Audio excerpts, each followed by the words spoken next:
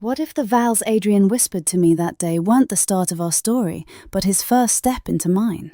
What he didn't realize was that he had stepped into a legacy, a lineage of women trained to lead, to guide, and to shape with quiet dominance the men they love into something greater.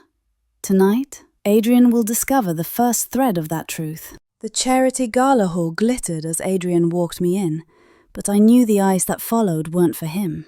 They were for me. My presence. The quiet weight of my family's legacy.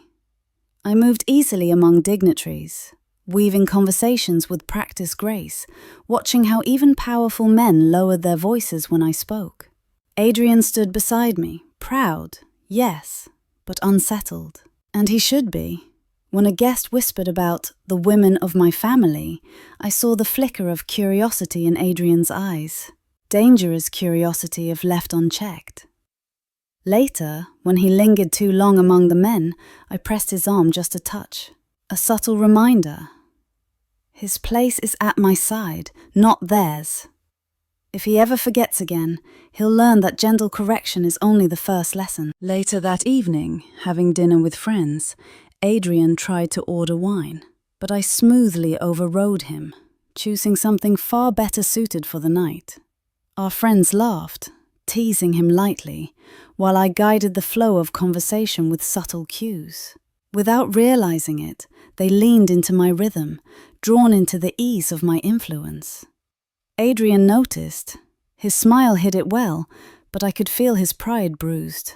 Later, in the car, when he finally asked why I'd order for him, I brushed his cheek and met his eyes. I chose what complemented the evening, not just the meal. You'll learn in time. My decisions protect us both. My tone left no space for rebuttal. His frustration melted, replaced by reluctant admiration.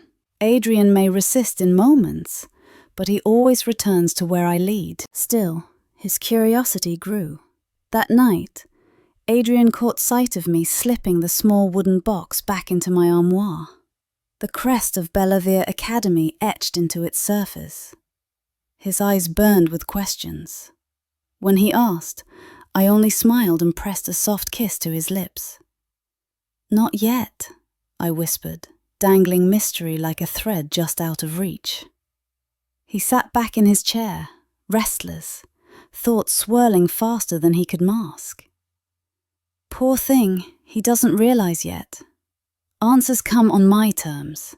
In my mind, I could hear my mother's voice, calm and commanding. A woman doesn't dominate, my dear. She builds a world so complete that her husband never questions his place in it. Remember what Madame Eloise taught us. Discipline is devotion disguised. Adrian, still unsettled, crosses a line. He raises his voice in frustration. But I didn't meet fire with fire. No, I let my calm be sharper than his anger. On your knees, I told him, my voice steady, precise. Not a plea, not a threat, a command. Adrian resists, his pride burning. I waited, unflinching. I knew that hesitation is where the real battle lives, and I knew he would break before I did. Finally, slowly, Adrian lowered himself, trembling as his resistance gave way. I stroked his hair, my touch soft but deliberate, the kind of gentleness that carries its own weight of power. You will always stand taller after you've bowed to me, I murmured. A flicker of relief crosses Adrian's face. Yes, but so did my resolve, because I felt the edge of his pushback. Next time, my darling Adrian, softness may not be the lesson I choose. When at last Adrian drifted into sleep, I moved silently to the armoire. From its hidden place, I retrieved a letter from my mother, sealed in wax with Madame Eloise's insignia. My fingers lingered on it too long, tracing its edges, almost tasting the weight of the truths inside. I folded it carefully, tucking it back into the wooden box, nestling it beside the hairbrush like an ordinary object guarding extraordinary secrets. Closing the lid, I whispered into the stillness. He isn't ready to know.